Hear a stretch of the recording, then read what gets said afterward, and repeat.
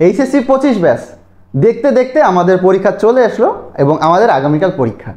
তো এই পরীক্ষা দেওয়ার আগ থেকে শুরু করে এবং পরীক্ষা দেওয়া পর্যন্ত আমাদের কিছু করণীয় আছে, যেগুলো আমি একটু হালকা তোমাদের সাথে আলোচনা করব। তো যেহেতু আগামীকাল পরীক্ষা, তোমরা চেষ্টা করবা আজকে রাতে একটু দ্রুত ঘুমায় যাওয়ার জন্য। রাতে বেশি প্রেশার নেওয়ার দরকার নেই। আর হ্যাঁ, অবশ্যই রাতে একটু হালকা খাবার খাওয়া, কারণ অনেকে দেখা যায় যে প্রথম দিন পরীক্ষার সময় কিন্তু শরীর খারাপ হয়ে যায়। সো ভারী কোনো কিছু তেল জাতীয় কোনো কিছু খাওয়ার দরকার নাই। ওকে, তো আগে ঘুমাবা এবং একটু ভোরের দিকে উঠবা। ভোরে উঠে একটু ফাইনাল রিভিশনটা দিবা, যতটুকু তোমার দেওয়া যায় আর কি। ঠিক আছে, একবারে পুরা বই যে পড়ে ফেলবা বিষয়টা এরকম না, সব তো পড়াই আছে, এখন জাস্ট একটু চোখ বুলায় চলে যাবা এবং একটু আগে পৌঁছানোর চেষ্টা করবা। কারণ প্রথম দিন আমাদের সিট খোঁজা এবং সেই রুমে হলে পৌঁছানো এরকম একটা ব্যাপার স্যাপার থাকে। আর সাথে অবশ্যই একটা বোতল পানি নিবা, কারণ পানি আমাদের পরীক্ষার হলে খুবই কাজে দেয়। তারপর যখন আমাদের পরীক্ষা শুরু হবে, আমাদের যখন ওএমআর শিট দিয়ে দিবে, তোমার রোল রেজিস্ট্রেশন খুব কেয়ারফুলি পূরণ করবা। এখানে জন্য কোনো মিস্টেক হওয়া যাবে না। আর যদি মিস্টেক হয়েও যায়, তোমার যে টিচার থাকবে তাকে ইনস্ট্যান্ট জানাই দিবা যে স্যার আমি এখানে একটা মিস্টেক করে ফেলছি। স্যার কিন্তু তখনই একটা ব্যবস্থা নেবে, কারণ তুমি যদি লেট করে ফেলো তাহলে কিন্তু সমস্যা তোমারই হবে। ঠিক আছে, তারপর যখন কোশ্চিন দিয়ে দিবে, তোমার যে সেটের কোশ্চিন পড়বে সেই সেটটা সুন্দর করে পূরণ করবা, এখানে যেন ভুল করা যাবে না।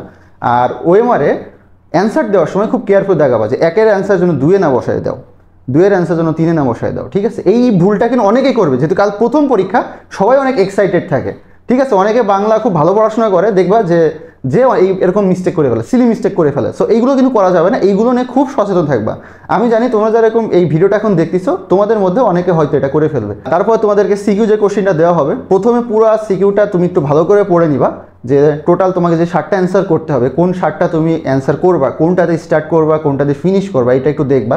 যে কোশ্চেনগুলো তুমি সবচেয়ে ভালো পারো সেগুলোতে অবশ্যই স্টার্ট করবা। আর প্রত্যেকটা কোশ্চেনে তুমি 20 মিনিট টাইম দিবা। কেন 20 মিনিট তোমাকে বলতেছি, কারণ প্রথমে 10 মিনিট আমাদের শুধু তোমার যে খাতাপত্র আছে সেখানে মার্জিন করবা, তুমি কোশ্চেন পড়বা, কোশ্চেন বুঝবা, উদ্দীপক বুঝতে হবে। ঠিক আছে, তুমি চিন্তা ভাবনা করতে করতে দেখবা 10-15 মিনিট হয়তো বা চলে যাবে, এরকম হবে। সো তুমি চেষ্টা করবা 20 মিনিটের মধ্যে প্রত্যেকটা সিকিউ অ্যান্সার করার জন্য। 20 মিনিটের বেশি দেওয়া যাবে না।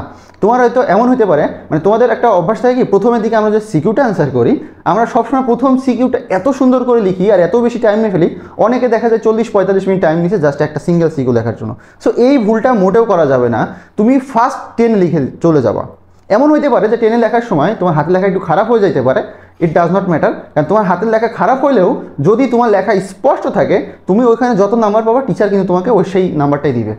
ঠিক আছে, সো হাতের লেখা নিয়ে টেনশন করার কোনো দরকার নেই। তুমি চেষ্টা করবো তোমার লেখা যেন স্পষ্ট হয়, হিজিবিজি করে লিখবা না। আর যদি কোথাও ভুল হয়ে যায়, চেষ্টা করবো একটানে কেটে দেওয়ার জন্য, আঁকাবাঁকা করে। এই যে এরকম করে করে অনেকে কাটাকাটি করে, খবরদার এরকম কোনো কাটাকাটি করবে না। টিচার কিন্তু খুব বিরক্ত হয় যখন খাতা দেখে, খুবই বিরক্ত হয়ে যায়। সো এরকম কাজ মোটেও করা যাবে না। তো এরকম সুন্দর করে সিকিউগুলো লিখে দিবা, প্রথমে সবচেয়ে ভালোটা, এবং লাস্টে তুমি যেটা একটু উইক বা যেটা একটু তোমার মনে নাই বাট তুমি লিখে চলে আসবে। আমি বলে দিচ্ছি, পেজ ফাঁকা রাখা যাবে না, প্রত্যেকটা সিকিউ অ্যান্সার করবা।